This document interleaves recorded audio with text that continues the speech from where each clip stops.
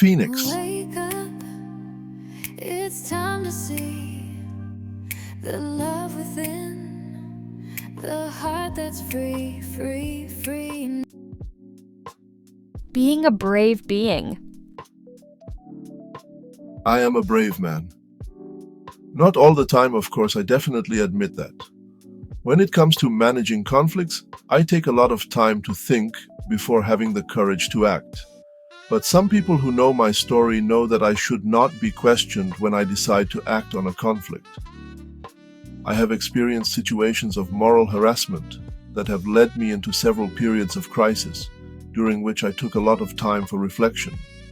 But once the vital momentum was back, I was always able to bounce back.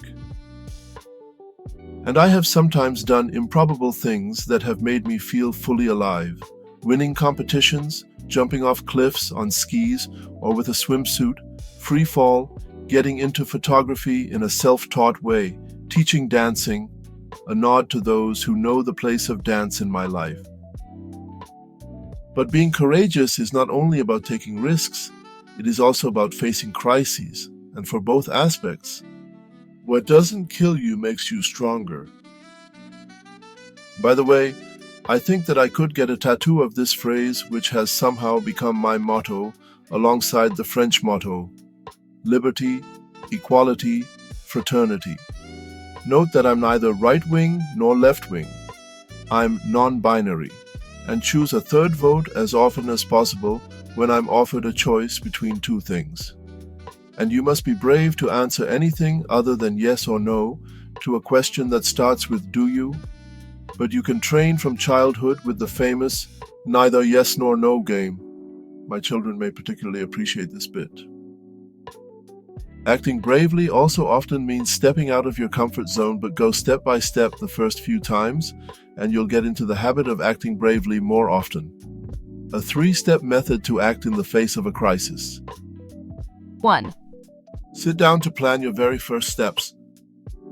2. Take the first steps calmly without waiting for results to make the next one. 3. Walk. To delve deeper into the philosophy of courage, I will invite you to read the Discours à la jeunesse by Jean Jaurès, another freethinker, or of course Aristotle if you are more brave. Keep in mind that the root of the word courage means heart. Put your heart into crises. Learn to love dealing with crises. I do not wish to develop too much in this podcast the notion of courage, the subject of so many philosophical works. I think I will come back to it in a future book. However, I would also say the following. 1. Have the courage to be unique and not fit into boxes. 2.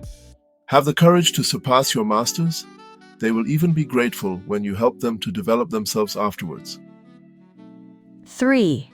Have the courage to say no and stop. Remember the times when you were a child and you said no so often. It's a very powerful tool.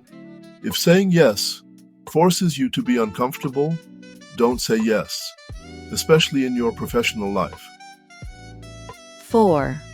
Have the courage to put your problems into words and share them with others. Don't have a taboo about it if you're well-intentioned. 5. Have the courage to accelerate. The braver you can be, the less time it will take for you to act.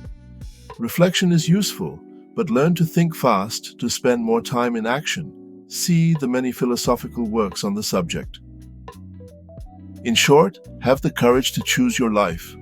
This is what I will develop in the third part of this podcast. Become. I know how to be often brave. Be brave to act.